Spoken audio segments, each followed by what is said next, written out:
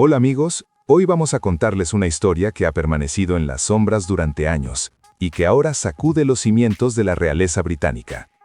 Una historia de silencios peligrosos, decisiones ocultas y verdades que nunca debieron salir a la luz. Lo que estás a punto de escuchar no es un rumor cualquiera. Es un relato que cambia por completo la forma en que muchos entienden lo que ocurre detrás de los muros del palacio. Antes de continuar, suscríbete al canal y deja tu like, porque este tipo de historias rara vez se cuentan dos veces. Respira hondo y empezamos. En este preciso momento, mientras esta historia comienza a desarrollarse, el príncipe Harry se encuentra nuevamente en suelo británico. Y no ha regresado para asistir a un acto oficial, ni para apoyar una causa benéfica, ni mucho menos para sanar viejas heridas familiares. Harry no volvió porque quisiera, volvió porque no tuvo otra opción. Hablamos del mismo hombre que, frente a cámaras de todo el mundo, acusó a su propia familia de frialdad y crueldad. El mismo que firmó contratos millonarios con plataformas de streaming, exponiendo los secretos de la institución que lo vio nacer. El mismo que renunció voluntariamente a la protección real, al sistema, al silencio que durante siglos ha protegido a los Windsor. Y sin embargo, hoy está de vuelta. Cuando alguien que quemó todos los puentes decide regresar corriendo hacia aquello que juró abandonar, no es señal de calma, es una señal de alarma.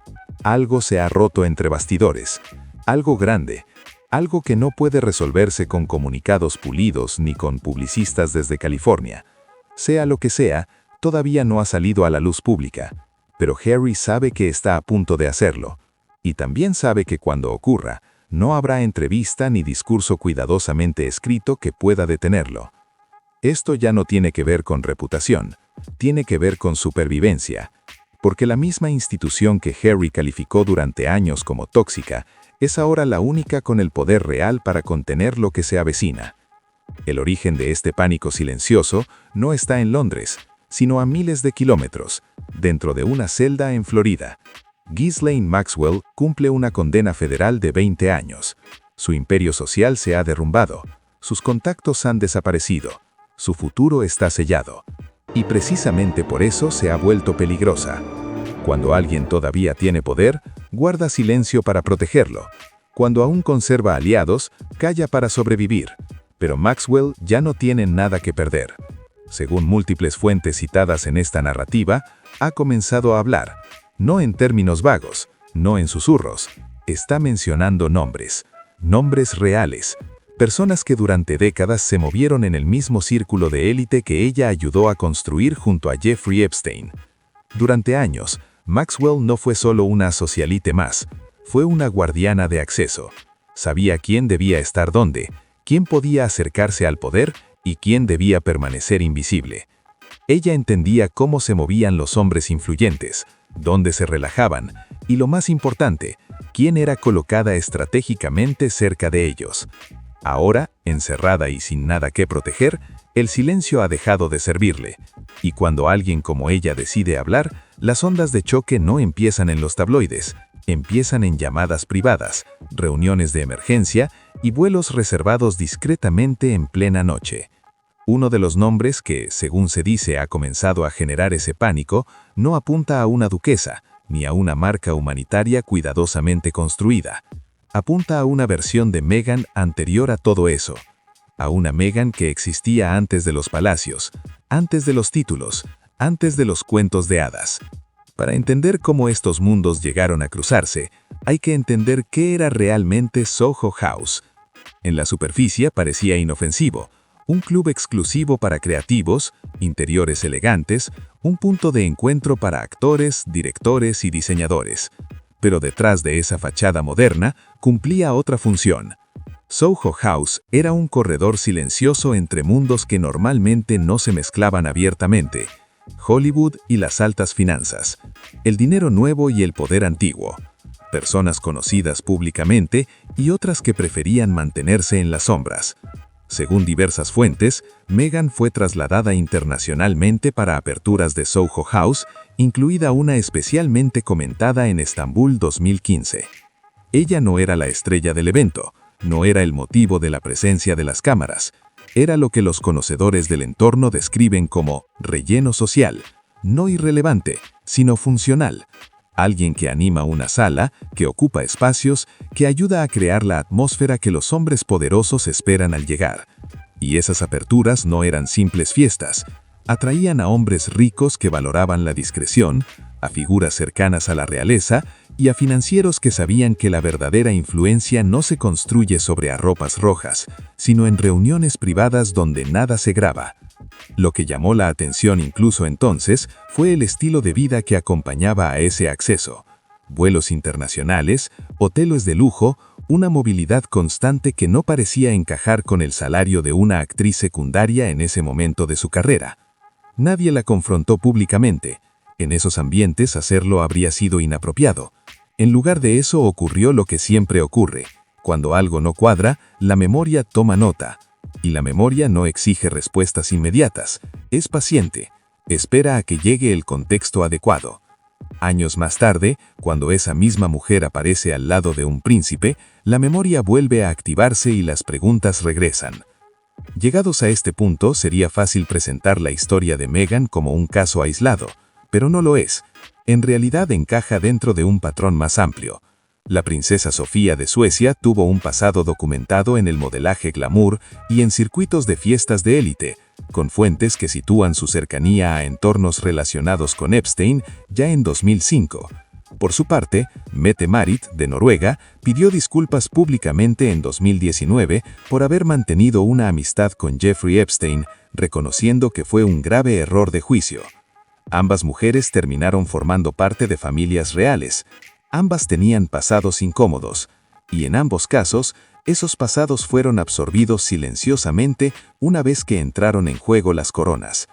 Esto no va de señalar ni de juzgar, va de entender cómo funcionan las instituciones. Las casas reales no niegan que el pasado exista, lo gestionan, lo contienen, lo entierran bajo capas de protocolo, deber y silencio. Y cuando se observa ese patrón, la historia de Meghan deja de parecer excepcional, empieza a resultar familiar. Entonces, llega el momento en que todo cambia, el instante en que la sospecha da paso a algo mucho más serio. Durante el proceso civil iniciado por Virginia Giuffre, el caso que acabó destruyendo la imagen pública del príncipe Andrew, el nombre de Meghan Markle estuvo a punto de aparecer en la sala del tribunal. No como acusada, como testigo. Esa diferencia es crucial. Un testigo no es alguien señalado por un delito, es alguien que pudo haber visto algo, escuchado algo o haber estado presente en momentos clave. Según fuentes relacionadas con el proceso judicial, Meghan fue considerada por 3 motivos. El primero, residía en Estados Unidos, lo que facilitaba la jurisdicción.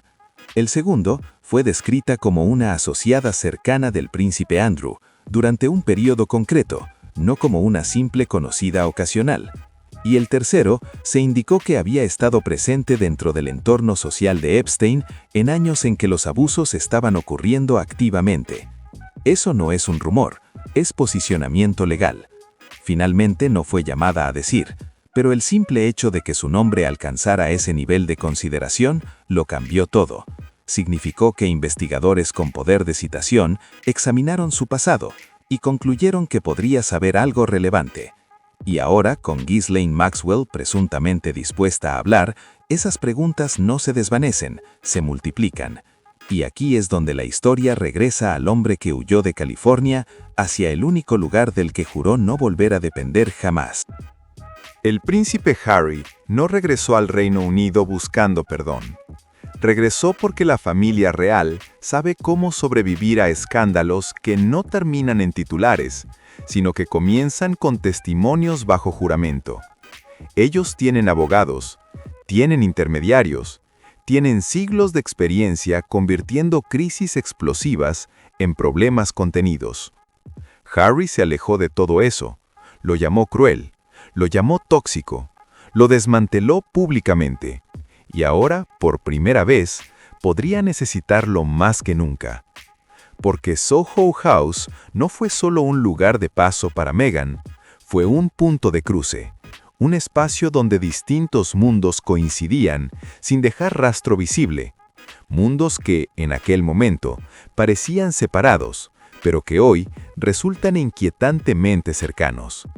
Mundos vinculados al círculo de Epstein, mundos con conexiones directas a la realeza británica. Y una vez que se entiende cómo funcionaban esas salas privadas, el relato del destino empieza a transformarse en algo mucho más calculado. Antes de que nadie analizara fechas, fotografías o cronologías oficiales, hubo algo mucho más silencioso. Gente que observó y, aunque no habló, recordó. Según este relato, compañeros del entorno televisivo de Meghan comenzaron a preguntarse en privado cómo era posible ese estilo de vida. No por envidia, no por malicia, por simple lógica. Vuelos frecuentes al extranjero, estancias de alto nivel, desplazamientos constantes. No se trataba de viajes ocasionales. Era una forma de vivir que no encajaba con los ingresos habituales de una actriz secundaria en ese momento de su carrera. Nadie la señaló públicamente. En esos ambientes, hacerlo habría sido inapropiado. En lugar de eso, ocurrió lo que siempre ocurre cuando algo no cuadra. La memoria tomó nota. Y la memoria no exige respuestas inmediatas. Es paciente. Espera a que llegue el contexto adecuado. Años más tarde, cuando esa misma mujer aparece al lado de un príncipe, la memoria vuelve a activarse y las preguntas regresan. Llegados a este punto, sería fácil presentar la historia de Meghan como un caso aislado, pero no lo es. En realidad, encaja dentro de un patrón más amplio.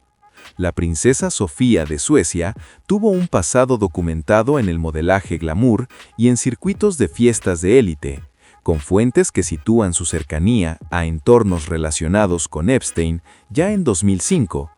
Por su parte, Mette-Marit de Noruega pidió disculpas públicamente en 2019 por haber mantenido una amistad con Jeffrey Epstein, reconociendo que fue un grave error de juicio.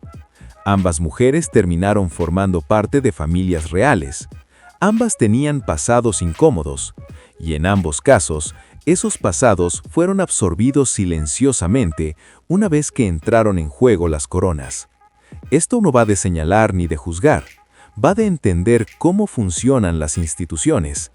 Las casas reales no niegan que el pasado exista, lo gestionan, lo contienen, lo entierran bajo capas de protocolo, deber y silencio. Y cuando se observa ese patrón, la historia de Meghan deja de parecer excepcional. Empieza a resultar familiar. Entonces llega el momento en que todo cambia. El instante en el que la sospecha da paso a algo mucho más serio. Durante el proceso civil iniciado por Virginia Giuffre, el caso que acabó destruyendo la imagen pública del príncipe Andrew, el nombre de Meghan Markle estuvo a punto de aparecer en la sala del tribunal, no como acusada, como testigo. Esa diferencia es crucial.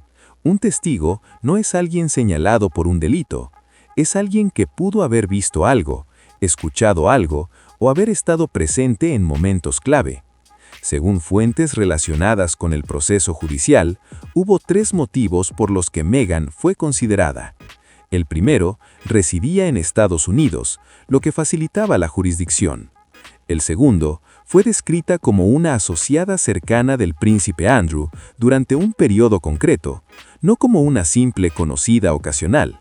Y el tercero, se indicó que había estado presente dentro del entorno social de Jeffrey Epstein en años en los que los abusos estaban ocurriendo activamente. Eso no es un rumor, es posicionamiento legal.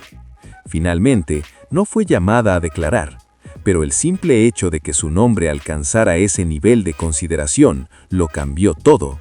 Significó que investigadores con poder de citación examinaron su pasado y concluyeron que podría saber algo relevante. Y ahora, con Ghislaine Maxwell presuntamente dispuesta a hablar, esta historia ya no se limita a rumores ni a titulares sensacionalistas. No termina en columnas de opinión ni en debates televisivos. Termina con preguntas formuladas bajo juramento. Y cuando eso ocurre, cada silencio previo adquiere un nuevo significado. Hay una pregunta que se eleva por encima de todas las demás. Una pregunta que no pueden responder ni los comunicados oficiales ni los gestos cuidadosamente ensayados. ¿Qué sabía Harry? ¿Y cuándo lo supo?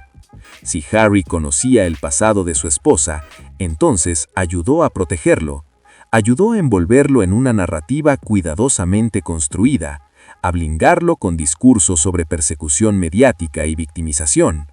Si no lo sabía, entonces caminó a ciegas hacia una situación que hoy amenaza con derrumbar todo lo que construyó tras abandonar la familia real. En cualquiera de los dos escenarios, el cuento de hadas se ha terminado. Porque esto no va de celos ni de prensa amarilla, va de quién estaba en la habitación, de quién vio qué, de quién escuchó demasiado y decidió callar, y de cuánto tiempo el silencio sirvió para proteger al poder. Durante años, el relato público era simple y emotivo, un príncipe enamorado que desafía a la institución por amor, una actriz que se convierte en duquesa y rompe moldes. Pero los relatos simples rara vez sobreviven cuando el pasado decide hablar, y el pasado, esta vez, parece haber perdido la paciencia. Harry lo sabe, por eso su regreso no fue anunciado con sonrisas ni con actos simbólicos.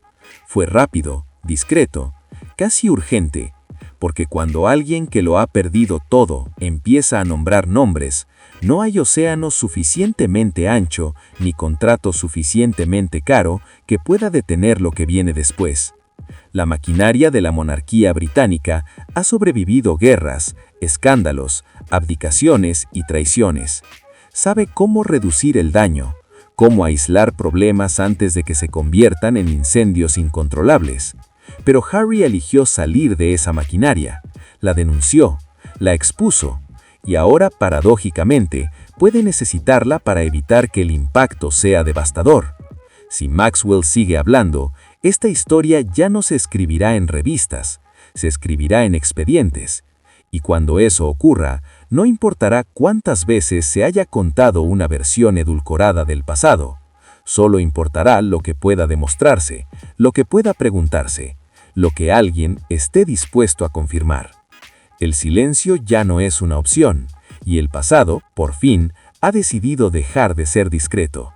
Lo que has escuchado hoy no es solo una historia del pasado, es una muestra de cómo el silencio, el poder y las decisiones tomadas en la sombra pueden marcar destinos para siempre. Detrás de los títulos, los palacios y las sonrisas oficiales, existen verdades que rara vez salen a la luz, pero que cuando lo hacen, ya no pueden ser ignoradas. Si este relato te hizo reflexionar, te invitamos a suscribirte al canal y dejar tu like. Tu apoyo nos permite seguir contando historias que otros prefieren mantener en silencio. Gracias por quedarte hasta el final. Nos vemos muy pronto con una nueva historia que sin duda dará mucho de qué hablar.